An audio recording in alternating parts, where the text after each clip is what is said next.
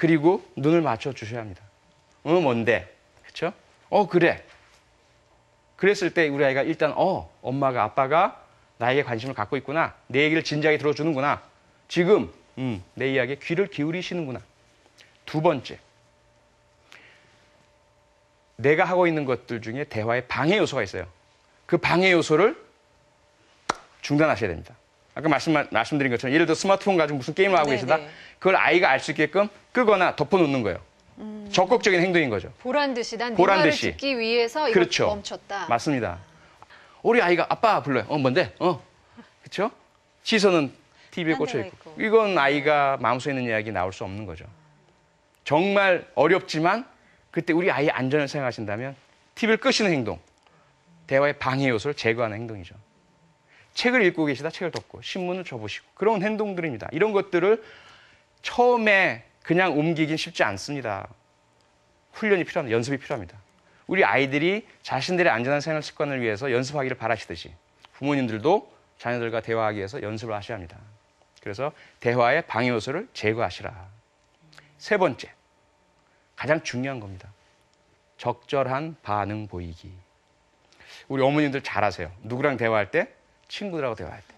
어머 그러니? 예. 아유 슬펐겠다. 아팠겠다. 추임새 넣는 거요. 그렇죠.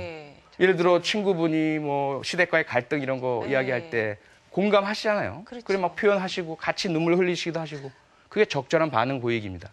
그런데 얼마나 많은 어머니들이 아버지들이 자녀와 대화할 때 그렇게 하실까요? 한번 돌아보시기 바랍니다. 스스로를. 저도 많이 돌아봅니다. 반성 많이 합니다. 쉽지 않거든요. 그래서 우리 아이들에게도 그렇게 해주자라는 거죠. 우리 아이가 얘기할 때 아빠 오늘 학교에서 말이야. 그래. 어떤 일이 있었는데?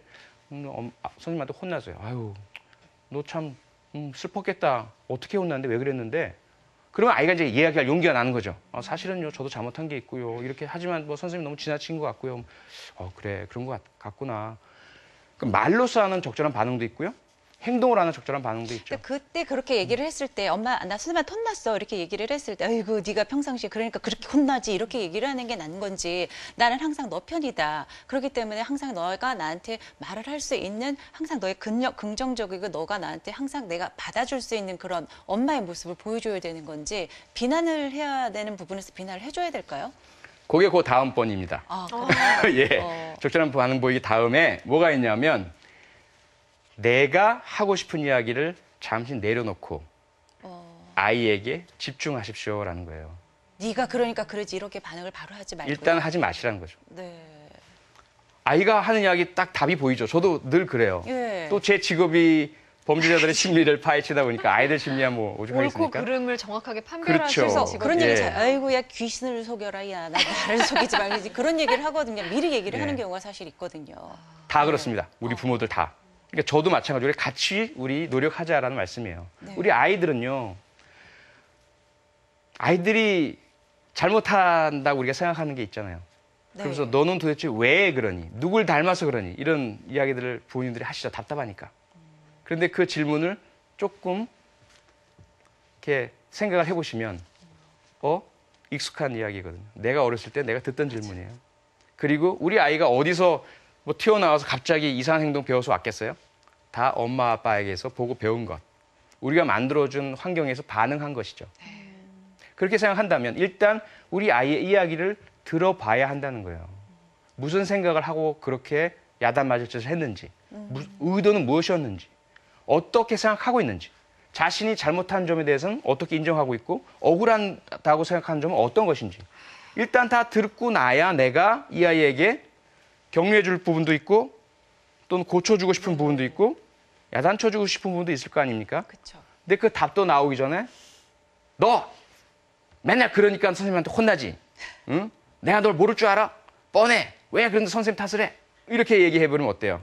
우리 아이는 말을 안 하죠. 이제. 말을 하고 싶지가 않죠. 차단. 대화 단절이 되나요? 대화의 단절이죠. 그다음부터는 학교에서 무슨 일이 있었건 입국 다물죠.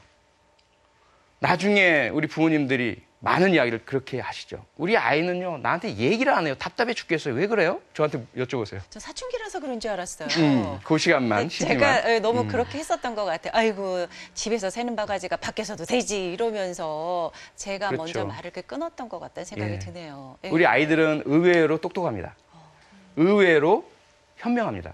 그래서 엄마 아빠가 어떤 생각을 하고 있는지 이미 다 읽어버려요. 엄마 아빠가 어떻게 반응할지 예상을 해버려요. 그러니까 별로 소용없는 이야기는 하지 않으려고 하는 거죠. 사실은 큰 고민인데 남자친구와의 이런 관계 엄마 아빠가 싫어하고 자꾸 하지 말라고 하는데 난 너무 좋은데 얘기를 하면 뭔가 답이 나오겠죠? 얘기를 안 해요. 시간이 가면 갈수록. 그러다가 둘이서 손잡고 사라져 버렸어요. 제가 가까운 사람에게서 일어난 일입니다. 저한테 전화가 왔어요. 고등학교 동창인데 30년 만에 전화가 왔어요. 잘 지내니 의례적 인사도 할 여유도 없어요. 야, 미안한데 나 도와줘라. 뭔데? 우리 딸이 집을 나갔어. 좀 천천히 얘기하자. 어떻게, 언제, 누구랑? 그랬더니 이제 이렇게 얘기를 하는 거죠.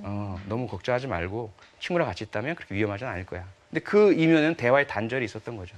그래서 우리가 우리 아이와 대화를 이어나가고 아이에게 안전을 확보해주고 싶으면 아이의 말을 끝까지 들어주셔야 합니다. 마지막으로 나를 잊어라. 내 속엔 내가 너무나 많아. 그 노래 아시죠? 가시나무. 네.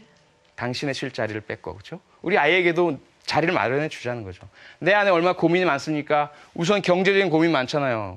씀씀이는 점점 커져가고 수입은 줄어들고 물가는 오르고 머릿속에 온통 고민이죠. 우리 아이를 위한 거죠, 다. 아이의 교육비, 학비. 그런데 정작 아이를 위한 고민을 하면서 진짜 아이에게 필요한 위기 상황, 위험 상황은 내가 들어줄 생각을 안 하고 있는 거죠. 그러니까 내 안에 있는 모든 고민과 갈등, 어려움, 난제 이런 걸 아이와 대화할 때 좀 다 잊어버리시라. 아이에게만 집중하시고 끝까지 들어주시라는 거죠. 때로는 아이들이 처음에 한 이야기와 본의가 다를 때가 있어요. 어떤 때, 저 지인의 이야기입니다, 역시. 고등학교 3학년 아들과 아빠가 너무나 갈등이 심해요. 그래가지고 이제 말도 안 하고 아빠가 입을 열면 야단치는 것이고 아들은 아빠에 대해서 좀 비아냥거리는 이야기만 하고 서로 아주 험악합니다. 엄마가 어떻게 좀 해야 되겠다라고 해서 저한테 도움을 요청했어요. 그래가지고 이제 얘기를 해서 이제 우리 아들이 아빠를 바꾸기는 어려우니까 이를 아빠한테 좀 얘기를 할게요. 그런데 아빠 죄송해요. 제가 잘못했어요. 이거 너무 잘 안 나오잖아요. 그래서 그 이야기를 하기 위해서 꺼낸 게 아빠는 왜 맨날 늦게 들어오시고 술만 드시고 거기서 이제 아버지가 야, 이 녀석아 끝까지 듣지도 않은 거죠. 끝까지 들어라. 여기까지입니다. 그래서 우리가 우리 아이와 대화를 진지하게 그 아이의 마음을 열 수 있는 방법으로 하신다면 우리 아이가 처한 위험을 알 수 있고 위험을 안다면 안전을 확보할 수 있습니다.